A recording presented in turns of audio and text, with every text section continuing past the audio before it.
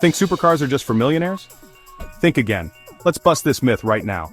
You might be surprised to learn that owning a supercar is more attainable than you think. While brand new supercars like a Ferrari SF90 or a Bugatti Chiron cost well over $300,000, you don't need to spend that much to own one. The market for pre-owned supercars is booming, and there are some incredible deals out there if you know where to look. Pre-owned models, like a 2010 Lamborghini Gallardo, can go for as low as $90,000, or even less if you shop smart. Imagine driving a car that turns heads everywhere you go, for a fraction of the price of a new one. That's about the same price as a new luxury SUV or a high-end pickup truck. Surprising, right? But it's true, the depreciation on supercars can be steep, making them more affordable on the second-hand market. But here's the catch. Supercars are expensive to maintain. The initial purchase price is just the beginning.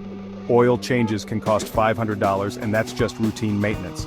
Tires might run you $2,000, and replacing a clutch, that's easily $5,000 or more. These costs can add up quickly, so it's important to budget for them. So, while the upfront cost can be within reach, owning a supercar means being ready for those extra expenses. It's not just about the purchase price, it's about the ongoing commitment. Would you trade your SUV for a supercar? It's a tempting thought, isn't it?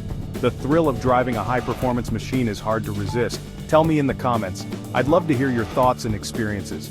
Have you ever considered owning a supercar, or do you already own one?